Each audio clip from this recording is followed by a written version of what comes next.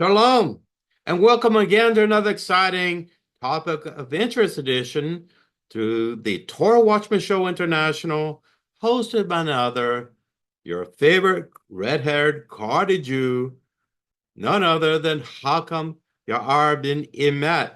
Hope everyone's been so well. There's been a lot of Christians contact me before, and with various questions about the New Testament versus their old Ancient of Days Testament. But it's something that Christians don't even think about, that they owe their origins. They ought to go to the Vatican and just kiss the hand of the Pope and say, thank you so much for starting Christianity and 300 Common Era CE or AD, because Christians owe everything that they have today, even their constitution, frame of church doctrine and government, known as the Nicene Creed, to none other than the Emperor Constantine between the year of 300 to early 400 CE. But the topic of this episode is the chronology of the New Testament books. Now, most Christians, they learn Bible stories, they memorize verses and Matthew and things of this nature, and Luke and John, and Mark. They think actually that the disciples of Jesus wrote these books. Well, no, this is Roman extrapolation of their tradition back then. Let me give you a synopsis here of the history of the books of the New Testament Bible. Okay? First of all, you have 13 epistles or letters, which is the largest majority part of the New Testament, written by none other than Apostle Paul, okay? Or AKA Saul of Tarsus. Debating whether or not he wrote 13 epistles is not really germane for this video, but I'll give you a clue. He wrote probably 7 out of 13 of those, okay? Someone else, we don't know who wrote the book of Hebrews and so on, but if you were really lining up your New Testament canon based on first books, first in the beginning, leading to the newer books, it would go as follows. You would have the 13 epistles of the Apostle Paul. This would be around 55 CE. Yes, long after Jesus and disciples had died. The next book in order that was written was the book of Mark. Believe it or not, the book of Mark was written right after the 13 epistles of the Apostle Paul. And again, the epistles were essentially to different churches along the Mediterranean Sea, mainly in Greece, Asia Minor, Turkey, and other places like that, even Rome. Those letters are written to those different churches that Apostle Paul supposedly traveled to Sicily and those other areas there to share the gospel as he believed it. So you have the book of Mark that was written approximately 70 CE. So you have a differential between 50 or 55 CE, Apostle Paul, then whoever the anomalous author was of the book of Mark, we still don't know. All we have is the Koine Greek manuscripts for that. It came online around 70 or 67 CE, probably right before the destruction of King Herod the Great's second temple in Jerusalem. Now, I want to point out before I get to the rest of this story, I've said this in other videos, I'm not going to go down a rabbit's hole. The virgin birth of Jesus was not significant and important enough to the Apostle Paul to include in any of the 13 epistles. Second in order, the Gospel of Mark said nothing about the virgin birth of Jesus either. In fact, the first chapter begins with Jesus as a grown man encountering John the Baptist, to be baptized. You remember that? Now, next in order is Matthew and Luke, more or less about the same time, but this is getting close to around 80, 85 Common Era CE, okay? They use Mark as the template They literally copied and pasted like you do in Microsoft Word, and to instantiate the beginnings of Matthew and Luke. But what they did, they added, and Matthew probably did this first, I would imagine. Then came Luke, added the virgin birth narrative. You can read Matthew chapter 1, verse 33, about that. And that supposedly he said the virgin birth of Jesus was foretold by the prophets of the Jewish Bible. Newsflash, I did not know that. And they, if you look in your commentary of your favorite uh, NIV or King James Bible, any of those that have concordance and study aids like that, it shows that Matthew 133 is cross-reference to the book of Isaiah, chapter 7, verse 14. Now, so to construct the book of Matthew and the books of Matthew and Luke in order of sequence, you have Mark, you have Matthew and Luke. Matthew used extreme artistic license here.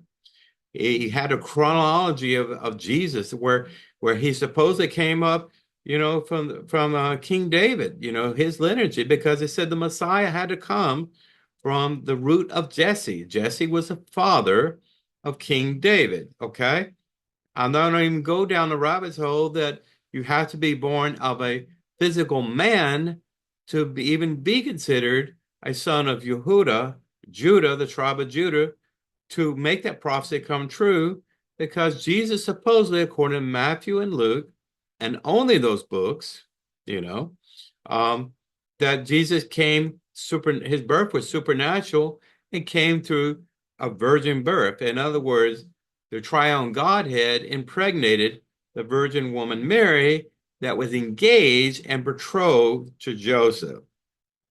Now, what Luke did, it tailored his messaging about the same, except it has more flavorful, detailed stories and things like that.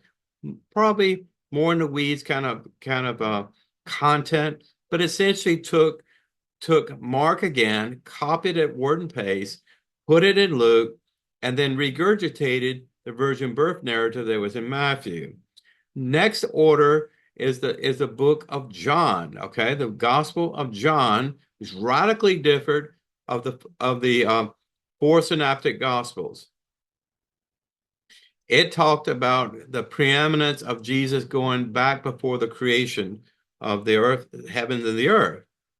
They did not say anything about the nativity. It did not say anything about the virgin birth of Jesus. Didn't even call out the parents of Jesus by name. It refers to the mother of Jesus.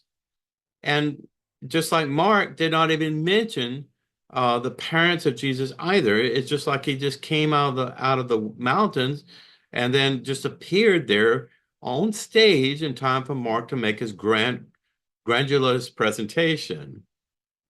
Now the book of Revelation further on was probably written close to the book of John. We're talking about 85, 90, right up to the turn of the first century. Now, I'm not going to get into all the detail I've had in other videos. You can look up on the YouTube and look up How Come Yara Ben-Emmett, the Torah Watchman Show International. I'm not trying to sell anything, but I have a recent video that talks about the history leading up to Isaiah 7:14. But again, it's very important for Christians to understand their history. Okay, Christian, it doesn't matter what denomination you are. Christianity is the most varied religion on the planet.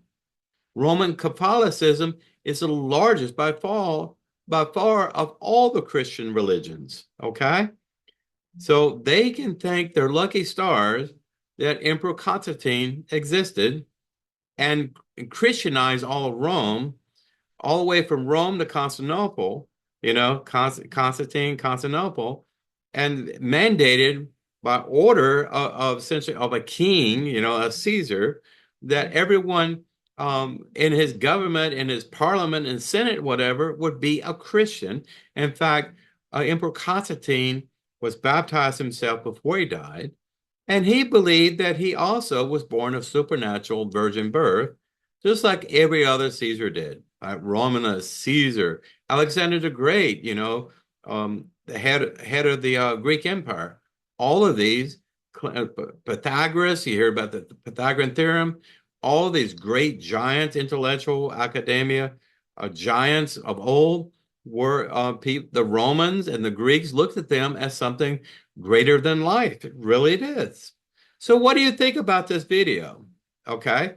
I don't want to get into about Alma and Betula and everything else. In English, it's very clear when a woman's a virgin versus someone who's not a virgin, someone who committed fornication, had sexual relationship outside of a marriage, or someone that's married in a committed relationship for life. Okay. The young woman, essentially, in Isaiah 7:14, is talking very clearly about Alma. The Alma means young woman, okay? The same phrase was referred throughout the Hebrew Bible to refer to like King David, who was not a virgin at the time when he wrote the book of Psalms, okay? Betula is virgin, and Betula is referred to sparingly throughout the so-called Old Testament to refer to someone who's a woman who, I say a teenager, someone who's reached sexual maturity, and someone who's not in a committed marriage relationship, and certainly has not had children. Okay? Again, the prophet Isaiah spoke clearly. He spoke to King Akaz during that time, and he said, "You will have a sign that will just give you hope and warmth in your bosom or whatever. That you don't have to worry about the kings of Syria and northern Israel. They're just banter. I will destroy those armies." And Isaiah said, "You see that woman over there, Alma? Well, that was none other than his beautiful wife and prophetess, who was pregnant with his son, who she named Emmanuel." Now, Isaiah already had one other son. Why would Isaiah try to comfort King Ahaz and essentially say, "Hey, you can be comforted that God's with you. There's going to be a supernatural miracle. There's going to be a virgin. There can be a virgin Messiah born 700 years in the future." I just had to throw it in. It's very funny to me. Take care. This is Hakam Yar ben-Emmett signing out. Until the next time, God bless you and Shalom Aleichem.